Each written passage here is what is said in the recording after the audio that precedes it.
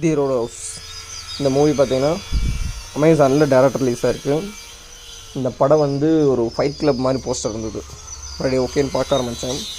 படம் எடுத்தனுமோ ஓப்பனிங்கில் ஒரு ஹீரோ வருவார். சண்டை வந்து ஒரு பயங்கரமாக போயிட்டுருக்கோம் ஒரு க்ளப் ஹவுஸில்.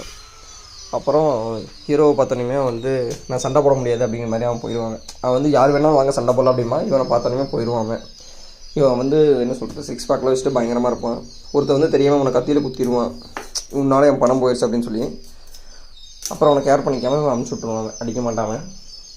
ஒருத்தங்க க்ளப்பு வச்சுருக்கேன், என் க்ளப்பில் நிறைய இஷ்யூஸ் இருக்குது, நீங்கள் வந்தீங்கன்னா வாரம் வந்து $2000 தரேன் அப்படிங்கிற மாதிரி சொல்லி கூப்பிடுவாங்க.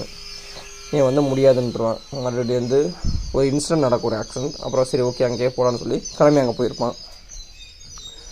அங்கே போனதுக்கப்புறம் அந்த க்ளப்பில் வந்து அந்த ரகலை பண்ணுறவங்க அவங்க வந்து அடித்து அவன் வெளியே துரத்துறான். ஹாஸ்பிட்டலில் அட்மிட் பண்ணுறான். அங்கே ஹீரோயின் இருக்கான், அவளை பார்க்குறாங்க. பார்த்ததுக்கப்புறம் நீ வந்து ரொம்ப மோசமாக இருக்கேன், இந்த மாதிரிலாம் இருக்கக்கூடாது அப்படின்னு சொல்லுவாங்க.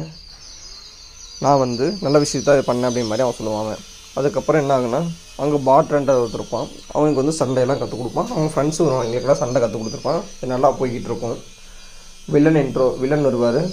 நீங்கள் வந்து எல்லோரும் என்ன பண்ணுறீங்க, நீங்கள் வந்து ஒழுங்காக பண்ணுறதில்லன்னு சொல்லி மறுபடியும் சண்டை போடுறக்கு அனுப்பிச்சுடுவார். இதே சேம் டைமில் வில்லனோட எங்கள் அப்பா வந்து பார்த்திங்கன்னா, உனக்கு வந்து ஒரு வேலையை கொடுக்குறதே வேலையை கொடுத்தா நீ கரெக்டாக செய்ய மாட்டேன்னு சொல்லி இன்னொரு ஃபைட்டரை வந்து அனுப்பிச்சுடுவார்.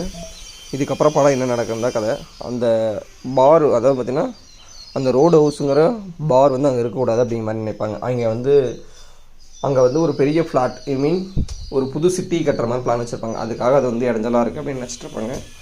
அதுக்கு தான் டிஸ்ட்ராய் பண்ணுற ட்ரை பண்ணுவாங்க. படம் ஓவரால் சூப்பராக இருக்கும். One time watchable. ஃபைட் நிறையா இருக்கும், பாருங்கள், நல்லாயிருக்கும். காமெடிகள் இருக்கும்.